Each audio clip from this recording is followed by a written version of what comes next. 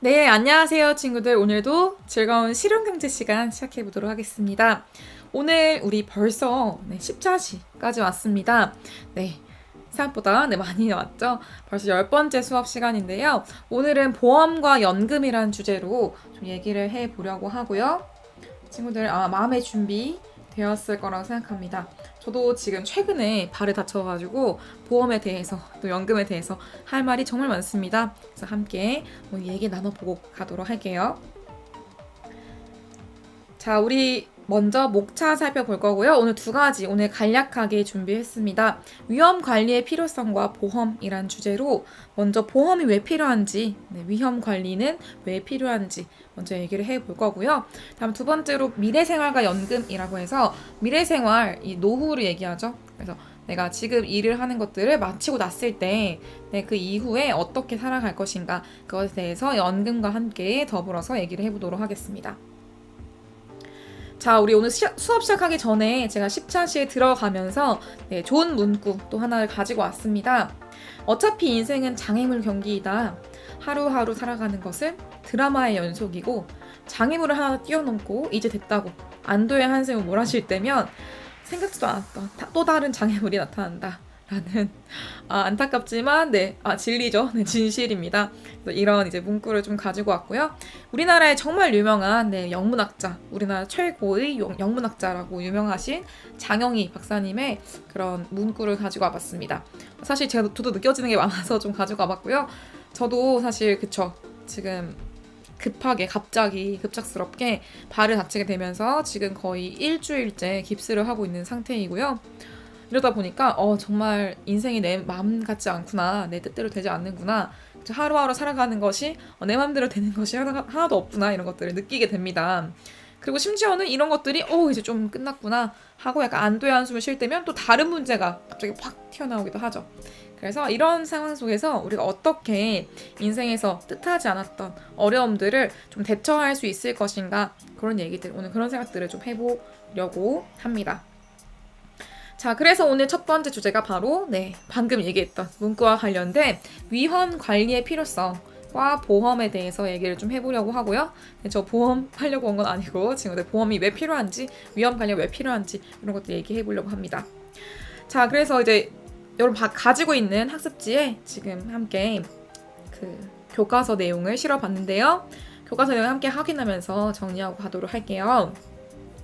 자, 보시면은 지금 윤현섭 씨 라는 중견기업 부장님이 나와 있습니다. 이 부장님께서 정말 열심히 일을 한 덕분에 인정도 받았고요. 그다음 이른 나이에 승진도 했습니다.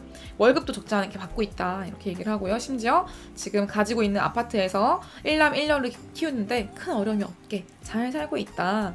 이제 이런 서두를 볼 수 있겠고요. 하지만 나왔죠? 우리 하지만 그는 요즘 불안하다, 이렇게 나와 있습니다. 어떤 게 불안한가?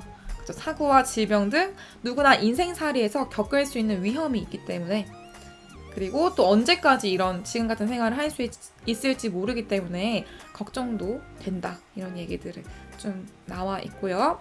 그래서 앞으로 윤 부장도 이제 앞으로 한 5, 6년 후에는 퇴직할 가능성이 높은데, 하지만 그때 또 큰 돈이 들 일, 목돈이 들 일은 그때부터 시작이라는 거죠. 자녀들의 대학 공부도 시켜야 되고 결혼도 시켜야 하고, 이런 것들을 생각하다 보니까 너무 깝깝해서 잠도 잘 안 온다, 이런 얘기가 지금 적혀 있습니다. 자, 여러분의 부모님, 그리고 저의 부모님, 또 제가 겪을 미래이기도 합니다, 사실은. 그렇죠. 제가 여러분이 겪을 미래이기도 하고요. 그래서 이거 봤을 때, 1번 보시면요. 윤현섭 부장이 불안해하는 이유를 생각해보고, 이 이유를 바탕으로 사람이 살면서 처할 수 있는 위험이 어떤 것들이 있는가 한번 말해보자, 이렇게 나와 있고요. 여러분이 생각하는 위험들 어떤 것들이 있는지 한번 남겨주시면 얘기해보는데 도움이 될 것 같습니다. 어떤 것들이 있을까요, 친구들? 일단 저는 지금 최근 제가 다쳤다고 했잖아요. 그래서 제가 최근에 다쳤던 내용들을 좀 얘기해 볼 수 있을 것 같고요. 저도 사실 인생에는 항상 예측 불가능한 변수가 있다, 이렇게 나와 있는데 저도 이렇게 제가 다칠 줄은 정말 꿈에도 몰랐습니다. 제가 결혼식을 가려고 잠깐 서울에 있는 친구의 결혼식을 가기 위해서 강남을 갔는데, 심지어 강남의 한복판에서 제가 약간 카페를 들어가려다가 계단에서 넘어졌어요. 넘어져서 전치 4주에 지금 깁스를 하고 있는 이런 상황이 언제 어떻게 올 줄 누가 알았겠습니까? 그래서 이렇게 변수가 항상 많기 때문에 예측 불가능한 변수에 대비하려는 어떤 노력도 필요하다 이런 얘기를 해볼 수 있겠고요. 두 번째 보시면요, 그쵸? 위험이 현실화됐을 때 몸과 마음의 고통도 있지만 하지만 또 플러스 경제적 고통까지 겪게 된다면 얼마나 더 고통스러울까, 그쵸? 그래서 이런 경제적 고통을 좀 대처하기 위해서는 어떤 방법이 있을까 이런 얘기들을 좀 해볼 수 있을 것 같습니다. 네, 저 같은 경우에도 지금 제가 너무 아파가지고 학교에서 이제 계속 깁스를 하고 목발을 짚고 또는 휠체어를 타고 다니다 보니까 너무 힘들어서 좀 쉬어야겠습니다 이렇게 말씀을 드렸어요. 그랬더니 그쵸, 저는 그래도 다행히도 공무원 신분이라서 제가 병가라는 제도를 떳떳하게 쓸 수가 있더라고요. 이렇게 이제 제가 어떤 근로를 안 하는 시간 동안에도 저에게 월급이 주어지고 저에게 뭔가 경제적인 어려움이 없다면은 너무 다행이겠지만, 그쵸, 너무너무 다행인 상황인 거죠. 하지만 그렇지 않고 내가 지금 당장 일을 하지 않으면 내가 내일 먹을 빵이 없어, 내일 먹을 돈이 없어요, 이런 상황이었을 때 어떻게 할 것인가, 그렇죠? 이런 부분들에 대해서는 미리미리 우리가 대비를 해야 하지 않을까 이런 생각들을 여러분 해볼 수 있겠고요. 저는 너무나 지금 제 어떤 저 현실과 너무 맞물려 있기 때문에 제가 너무 정말 깊게 느끼는 부분이라서 제 얘기를 좀 해보았습니다. 자, 그래서 그러면 이제 우리 방금 얘기했던 것에 이어서 그렇다면 위험 관리를 하기 위한 필요성은 충분히 알겠다. 하지만 그럼 어떻게 할 수 있는가? 봤을 때 가장 그냥 쉽게 생각할 수 있는 거, 쉽게 접근할 수 있는 것이 바로 보험이죠. 보험. 그쵸, 우리 보험 드냐 이렇게 얘기를 하는데 보험이 무엇이냐? 그쵸, 보험 바로 이런 겁니다. 방금 얘기했던 것처럼 잠재적 위험, 내가 언제 일어날지 모르는 그런 위험 상황을 대비하기 위해서 미리 일정한 금액을 내는 거죠.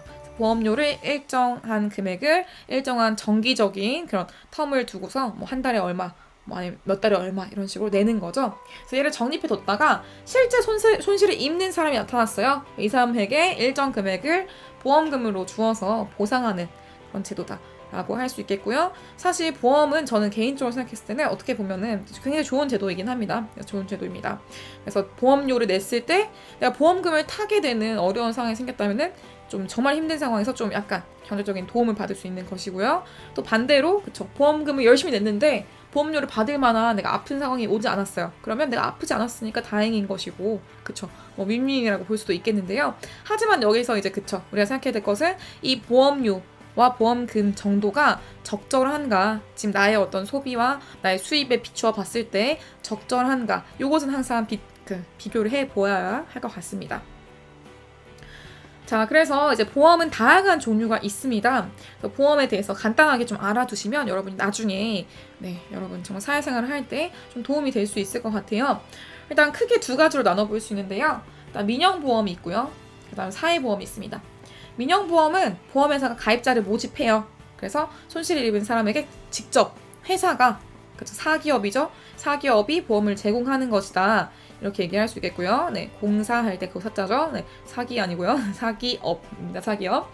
그러면 사회보험은 무엇이냐? 사회보험은 좀 다릅니다. 사회가 보장해 준다는 개념이죠. 그래서 국가가 직접 보험회사 역할을 해주는 것이죠.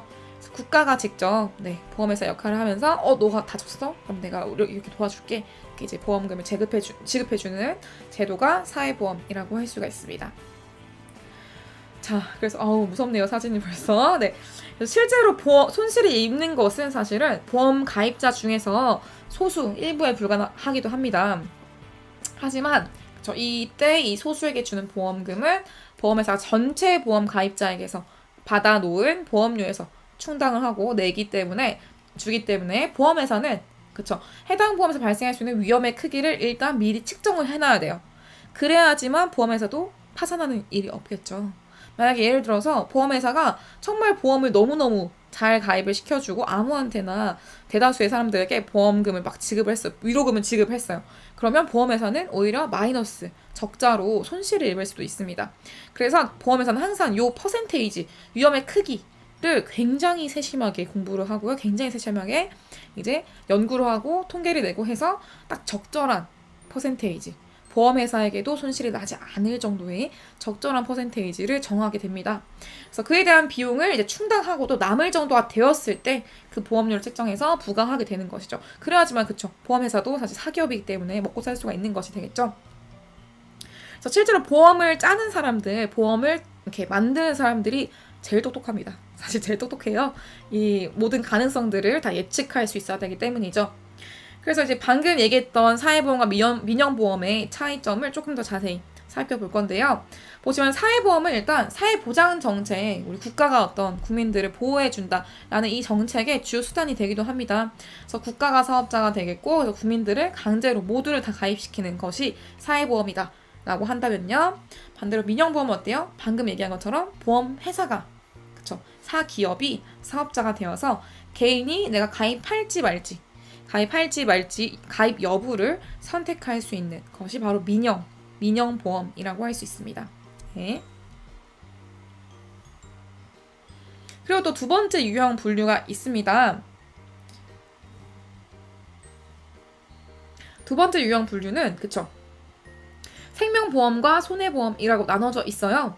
생명보험과 손해보험은 무엇이냐? 일단 생명보험은 그쵸, 지금 생명이라는 단어가 들어간 것처럼 피보험자가 사망했거나 일정 연령 이상 생존했을 때 보험금을 지불하는 보험을 얘기하고요. 손해보험은 어떤 일정한 손해가 발생했을 때, 지금 저처럼 그쵸, 갑작스러운 사고로 발을 다쳤다, 이런 손해가 발생했죠. 재산상 손해가 발생했을 때 이것을 보험금을 지급해주는 손해보험이 있겠고요. 요즘엔 사실 많은 젊은이들, 제 주변 사람들은 그 화재보험을 특히 많이 들더라고요. 화재보험.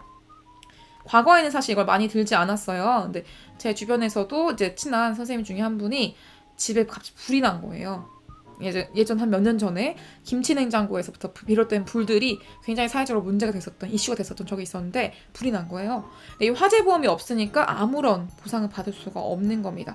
그리고 그 냉장고를 샀던 업체 측에서도 얘기를 했더니 입증을 해야 된다. 이 김치냉장고로부터 불이 났다는 사실을 입증해야지만 뭐 비용을 보상을 해줄 수 있다, 이런 식으로 얘기를 하기 때문에 받기가 쉽지 않은 거예요. 그래서 화재 보험 같은 것들 들어놓으면은 사실 어떤 문제가 생겼을 때, 불탔을 때, 그쵸, 불타면 사실 다 없어져 버리니까 경제적으로 큰 손실이겠죠. 이런 경우에 또 이제 어느 정도의 위로금, 보상금을 받을 수가 있는 장점이 있습니다. 그래서 요즘 많은 사람들이 화재 보험 많이 들고 있더라고요.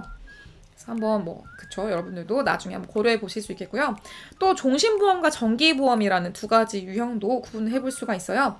종신보험 무엇이냐? 보험기간이 사망할 때까지, 내가 죽을 때까지 이것을 계속 들어가 있는 것이고, 이 종신보험은 사실 내가 그 수혜자가 되지 못합니다. 그쵸? 왜냐면 내가 죽고 난 이후에, 사망하고 난 이후에 내가 보호자로 지목해 놓은 이 종신보험에 그 수혜자가 있어요. 그 보호자로 지목해 놓은 그 사람이 저의 보험금을 받게 되는 그런 방식의 종신보험이라고 할 수 있겠고요. 다음 정기보험은 그쵸, 보험 기간이 일정 기간으로 딱 한정되어 있는 것을 얘기한다, 이렇게 볼 수가 있습니다. 그래서 가끔씩 정말 제가 정말 불쾌한 뉴스 중에 이제 그런 경우가 있죠. 아내가 또는 남편이 자기 배우자의 이름으로 종신보험을 들어놓고서, 종신보험은 사망하고 나서 수혜자는 다른 사람이 되는 거니까 일부러 뭔가 살인을 저지른다거나 이런 경우도 가끔 그것이 알고 싶다 같은 프로그램에서 나오는 경우가 있었습니다. 그게 바로 종신보험의 어떤 이런 구조를 악하게 악용한 사례가 될 수 있겠죠. 그런 얘기를 해볼 수 있겠고요. 너무 말하면서도 찝찝하네요, 굉장히. 그 다음 4번 보시면은 보장성 보험과 저축성 보험 이렇게도 나눠볼 수 있어요. 그래서 보장성 보험은 보험금 지급 사유가 생겼을 때만 보상을 하는 방식이라 한다면, 저축성 보험은 요즘에 또 많은 젊은이들이 들고 있긴 합니다. 만기 시에 목돈을 지급해준다라는 어떤 명목을 가지고서 하는 보험인데요. 사실 저는 사실 요것을 그렇게 크게 추천하지 않습니다. 저축성 보험은 그냥 허울 좋은 빚 좋은 개살구 정도로 생각해 주시면 좋을 것 같아요. 그래서 이 수업을 듣는 친구들은 그래도 경제에 관심이 많고 앞으로 경제적으로 여러분 똑똑하게 생활해 나갈 친구들이니까 전 저축성 보험은 들지 않기를 추천을 드립니다. 왜냐면 이제 보통은 많은 사기업들, 많은 보험회사들이 일단 자기 회사의 이윤을 추구할 수밖에 없어요. 그쵸? 왜? 우리는 자본주의 사회에 살고 있으니까. 그렇지 않다면 그 말이 안 되죠. 그거는 그쵸? 그 회사가 약간 이상한 상황일 수 있겠죠? 그렇기 때문에 보통 모든 회사들은 다 자기 회사에 유리한 방식으로 보험을 짜 놓았습니다. 그래서 저축성 보험이 딱 봤을 땐 너무 좋아 보일 수 있어. 만기시 목돈을 지급하니까 내가 달달이 부은 그 보험금들이 마치 적금처럼 딱 그대로 나한테 돌아오겠구나 라고 착각하는 친구들이 많이 있어요. 제 친구들 중에서도. 그래서 이거를 막 많이 들어. 막 월급이 막 300만 원이라 하면은 300만 원 중에서 막 150만 원 정도를 막 이렇게 막 드는 거예요. 그러면 막 진짜 거의 월급의 절반 이상을, 수입의 절반 이상을 막 여기 듭니다. 그럼 무슨 문제가 생기냐? 이 저축성 보험은 사실은 일부 비중은 그냥 보장을 해주는 것이고요. 그래서 이것은 목돈으로 쌓이지 않습니다. 날아가는 것이고, 일부 비중은 저축이 되는 거예요. 그래서 내가 만약에 100만 원을 달달이 넣었다라고 하더라도 100만 원이 다 저축이 되는 것이 아니라, 그래서 보장에 해당되는 부분, 만약에 뭐 50만 원이 보장이었다 하면 50만 원 날아가 버리는 거, 없어져 버리는 것이고요. 나머지 50만 원만 저축이 되고 있는 거예요. 그런데 사람들은 어떻게 생각하냐? 난 100만 원씩 저금하고 있어. 나 저축성 보험에 100만 원씩 넣고 있어. 저축을 잘 하고 있어.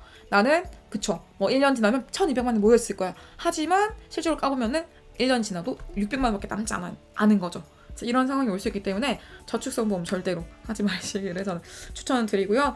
혹시나 난 꼭 해야겠다. 나는 이거 너무 하고 싶다. 나는 이거 안 하면 진짜 큰일 날 것 같다. 하는 친구들은 약관을 꼼꼼히 살펴보시고 저축의 비중이 얼마나 되는가. 이게 제일 포인트입니다. 보장 비중 말고 저축의 비중이 얼마나 되는가를 꼭 확인하신 후에 약관에 동의하시기를 추천을 드립니다. 이건 저의 그냥 꿀팁이었고요. 여러분은 똑똑하니까 잘 하실 거라 믿습니다. 그러면 두 번째 내용 넘어가 볼게요, 친구들. 이제 연금에 대한 이야기입니다. 미래생활과 연금 살펴볼 건데요. 역시나 마찬가지로 교과서에 나와 있는 사례를 가지고 와봤습니다. 함께 읽어보면서 제가 설명을 좀 더 이어나가 보도록 할게요. 보시면 김모 씨가 나와 있어요. 78세 여성. 이 김모 씨는 서울시에서 운영하는 노인도우미로 선정되었습니다. 그래서 경도당 총무로 일하고 있고요. 월 20만 원씩 받고 있습니다. 그리고 남편은 지금 유교 참전, 유공자 지원금, 그래서 두 노인이 국가에서 받는 기초연금이죠. 기초연금을 합쳐서 한 달 벌이는 총 67만 원 정도가 된다. 이렇게 볼 수 있겠고요. 그런데 이 두 분은 전세금을 마련을 해야 돼요. 그래서 은행 빚을 지고 있기 때문에 이자를 갚고 공과금 이제 뭐 내야 되는 이런 뭐 가스비, 뭐 수도세 이런 거 내고 나면은 한 달 생활비가 40만 원 채 되지 않는 거예요. 너무 안타깝죠? 네, 너무 슬픕니다. 그런데 여기서 40대 아들이 둘이나 있는데도 이분들도 지금 형편이 마찬가지이기 때문에 도와달라는 말을 꺼낼 처지가 아니다. 이런 얘기를 하고요.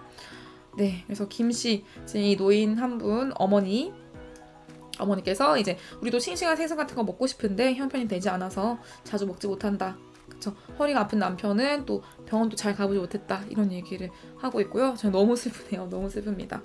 네, 이런 이야기들을 지금 이게 뭐 허구의 사실인지 진실인지는 잘 모르겠지만 이런 얘기들 충분히 우리 주변에서 볼 수 있습니다, 친구들. 제가 마음이 너무 숙연해지고 착잡한데, 자, 첫 번째 보시면요. 일단 국가에서 김씨 부부에게 왜 기초연금을 매달 지급하고 있는지 생각해 봅시다. 그리고 이게 과연 필요한 것인지, 이거 왜 필요하다면 왜 필요한 것인지 생각을 좀 해보시면 좋을 것 같고요.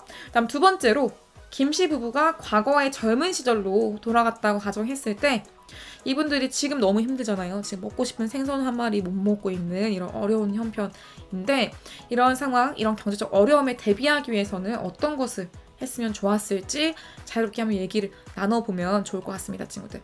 지금 한번 얘기를 나눠볼게요. 채팅창에서 쭉 얘기를 나눠주시면 더 활발한 수업이 될 것 같습니다, 친구들. 쭉 얘기를 남겨주시고요. 저는 한번 답변을 달아보도록 할게요. 첫 번째, 왜 기초연금 매달 지급하는가 봤을 때 일단 노후 준비가 되지 않은 노년층이 굉장히 많다고 합니다. 우리나라의 거의 절반 이상은 사실 노년층들이 노후 준비가 잘 되지 않았다고 얘기를 해요. 사실 저희 어머니 아버지도 이제 막 노년층으로 접어들고 있는 그런 딱 상황이거든요. 저희 아버지도 올해 초에 딱 은퇴를 하셨습니다. 근데 이 분들이 사실은 노후 준비가 되지 않을 수밖에 없어. 왜? 우리 지난 시간에 얘기했죠. 여러분 한 명 한 명을 키우는데 돈이 진짜 많이 든다. 그래서 애기 한 명을 키우는데 어때요? 애기 하나를 낳아가지고 은행에 낳아서 얘를 대학교 때까지 보냈는데 일반적으로 그냥 평균적인 금액이 3억이라고 합니다. 3억.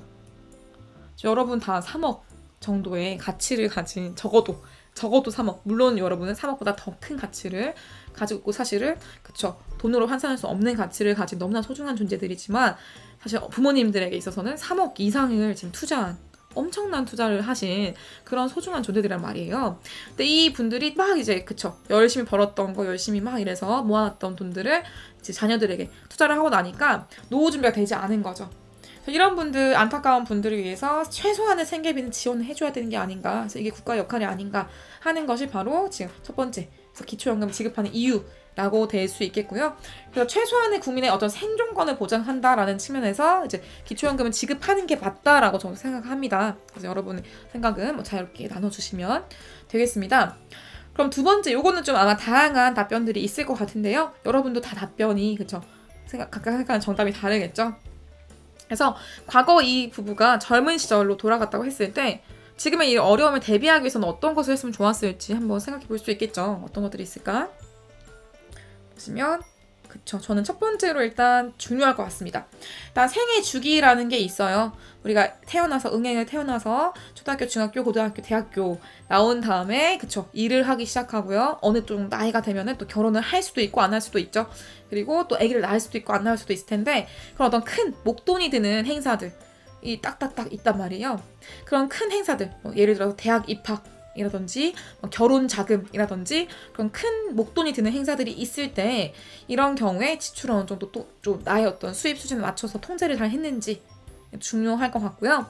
그 다음 또 저축을 어느 정도 했는지 내가 정말 100만 원 벌었는데 100만 원 다 쓰고 이렇게 플렉스하는 삶을 살았는지 아니면 100만 원 벌어서 정말 90만 원 모으고 10만 원 아껴 쓰는 저축하는 삶을 살았는지 이런 것도 중요하겠죠. 그렇습니다. 두 번째도 굉장히 또 중요할 것 같아요. 그래서 요즘에는 또 특히나 이런 인플레이션 시대에서 두 번째가 사실 더 큰 의미를 가지고 있다고 생각이 됩니다. 보시면은 그쵸 저축으로 모은 시드머니가 있겠죠. 이 시드머니를 활용해서 현명한 투자를 하는 것이죠. 투자를 해서 자산을 점점 불려나가는 이런 것도 반드시 필요하다.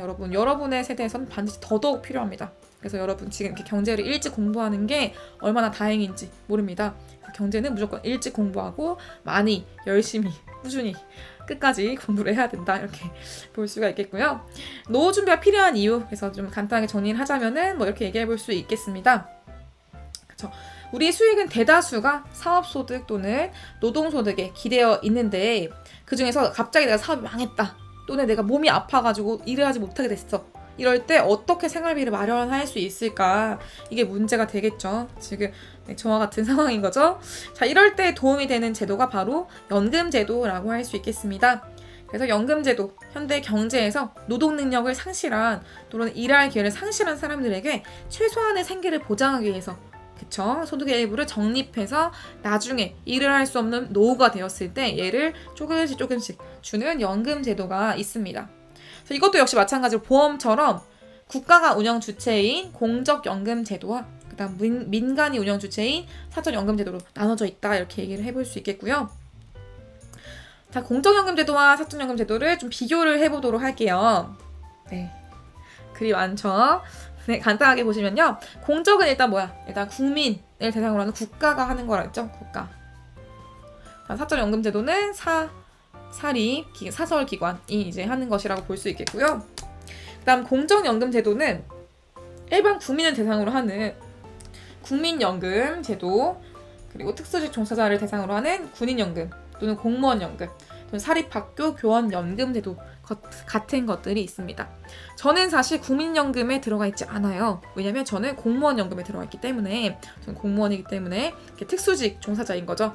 그래서 이런 이제 경우들이 있고요. 대다수의 사실 대기업 종사자, 중소기업 종사자, 사업을 하고 있는 사람들 모두가 다 국민연금에 들어가 있습니다.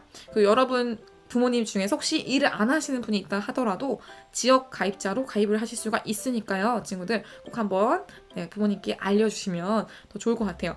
그다음 사적연금제도는 그쵸 직장이 운영 주체인 기업연금이 있고요. 그다음 개인이 스스로 적립하는 개인연금이 있는데 개인연금은 되게 좋은 게 많습니다. 저도 개인연금도 들고 있어요. 개인연금 왜냐면 비과세 국가의 세금을 좀 깎아주는 혜택이 있거든요. 그래서 이런 것들도 나중에 여러분이 일을 하게 됐을 때 잘 고려해 보시고 똑똑한 선택을 하시기를 바라겠고요.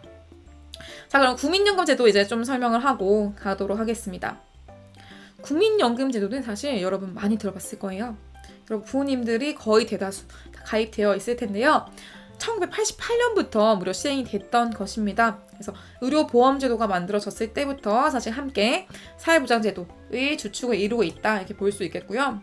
그래서 우리나라에서는 보통 1인 이상 사업장에 근무하는 근로자, 사용자가 모두 다 의무 가입자 대상이에요. 무조건 가입을 해야 되는 것입니다. 그리고 사업장 가입자가 아니다. 내가 일을 하지 않고 있다.